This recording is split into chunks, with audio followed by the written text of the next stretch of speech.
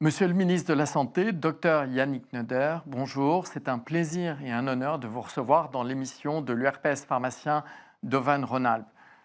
Vous connaissez particulièrement bien la situation des pharmaciens qui a beaucoup évolué depuis la loi HPST en 2008. J'aimerais bien avoir votre bilan de cette évolution. Alors déjà, pour vous répondre, effectivement, je connais bien les pharmaciens, mais je les connais bien sous 2 regards. Déjà, en tant que professionnel de santé, je suis médecin. Le couple pharmacien-médecin est un couple qui fonctionne, que ça soit à l'hôpital, que ça soit en ville. Donc il y a une vraie complémentarité, chacun dans son rôle au service des patients. Et puis je le connais bien aussi le rôle du pharmacien, sur le côté, territorial, puisque j'ai été longtemps élu local. J'ai été maire, j'ai été président, d'agglomération, vice-président de région, et on voit bien qu'à chaque fois, le pharmacien est vraiment, au cœur, de l'organisation territoriale, hein, qui était une des questions. Le T de HPST, c'était, le territoire. Ils ont eu un rôle, alors je reviens, professionnel très important. Par exemple, quand on a mis en place beaucoup de choses sur les maladies chroniques, notamment sur les réseaux de soins, les pharmaciens ont particulièrement, bien, participé à la mise en place de réseaux de soins, en faveur des patients, notamment dans la prise en charge, des maladies chroniques, pour éviter la mortalité, pour éviter la réhospitalisation.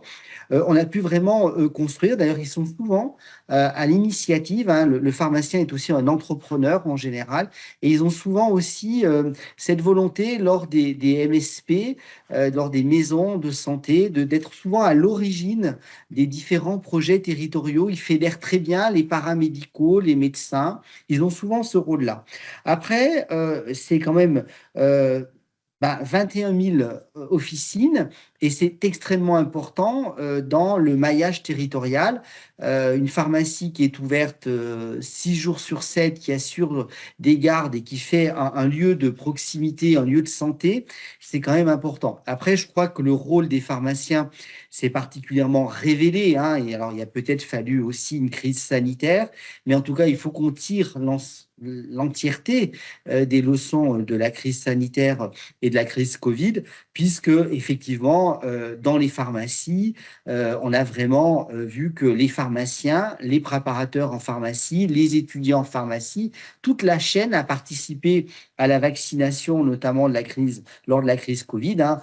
Plus de 60% des vaccinations ont été effectuées. J'ai moi-même mené des opérations quand j'étais vice-président de région en santé pendant le Covid, en s'appuyant naturellement, sur les pharmaciens. Et puis, le dernier point, c'est que je pense que on a un vrai sujet d'antibiorésistance, hein, qui est mondial. La France est malheureusement concernée par ce fléau. Et je crois qu'on peut aussi aider à mieux utiliser les médicaments. C'est tout le rôle conseil du pharmacien.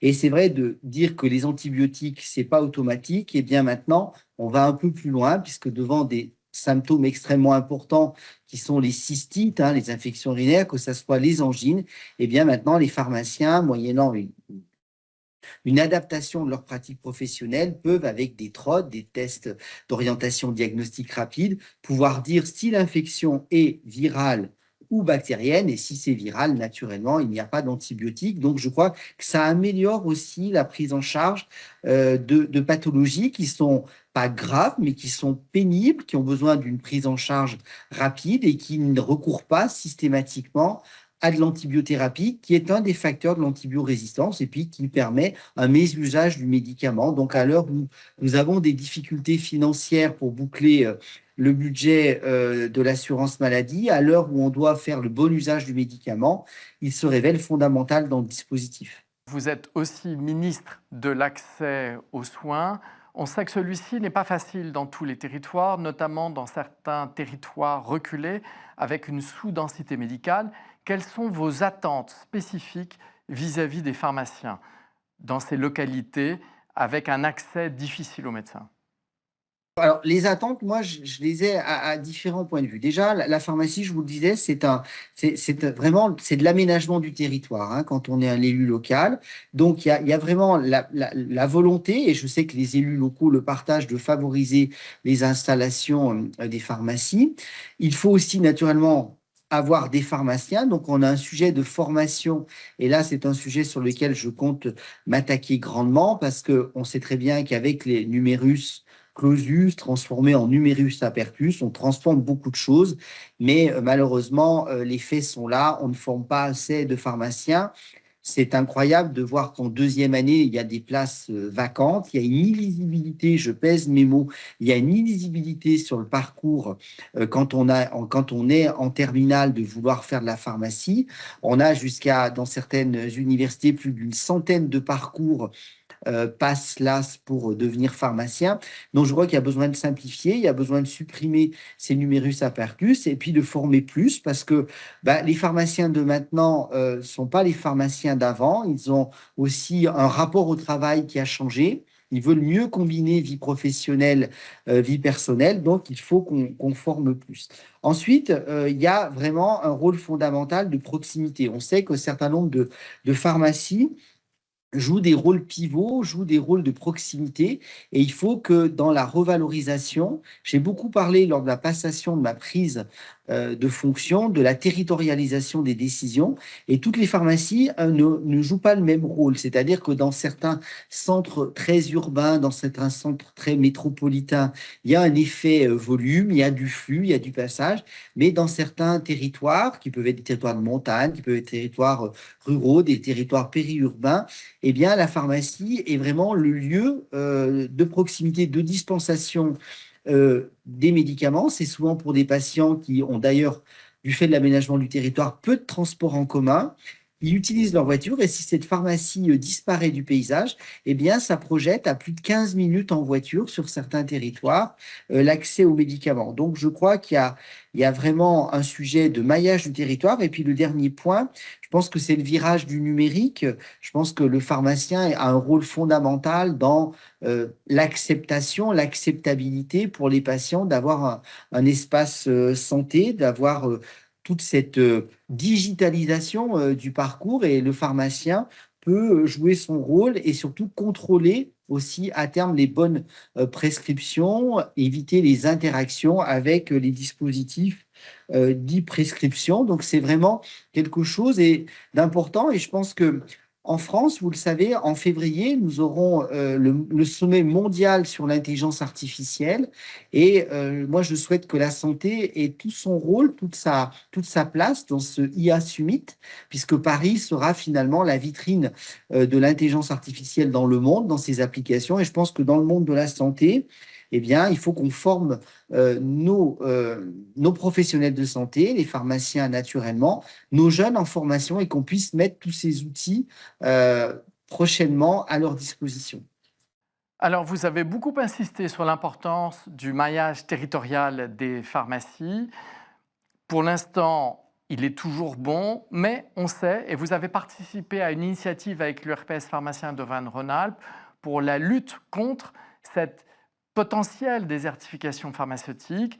Quelles sont les premières mesures que vous souhaiteriez prendre pour enrayer ce risque véritable?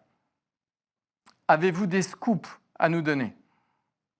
Les scoops, je suis à quelques jours d'un budget, d'un PLFSS qui s'avère extrêmement tendu. Donc, en tout cas, faute de scoop, j'ai surtout bien pu suivre le processus diagnostic, hein, pardon ce terme, mais c'est bien celui-ci. Et j'ai pu effectivement, donc en tant qu'élu d'Auvergne-Rhône-Alpes, ensuite, en tant que député rapporteur général du budget, j'ai pu mesurer aussi le sérieux du travail qui a été fait par l'URPS pharmacien Auvergne-Rhône-Alpes autour d'Olivier Roser pour objectiver la situation vis-à-vis de certaines cartographies qui ont donné lieu d'ailleurs à une présentation que j'avais organisée à l'Assemblée nationale en présence des différents représentants des administrations centrales de santé et de la Caisse nationale d'assurance maladie. Ça fait partie des échanges que j'ai avec Thomas Fatome, le directeur de la CNAM, pour que dans la façon de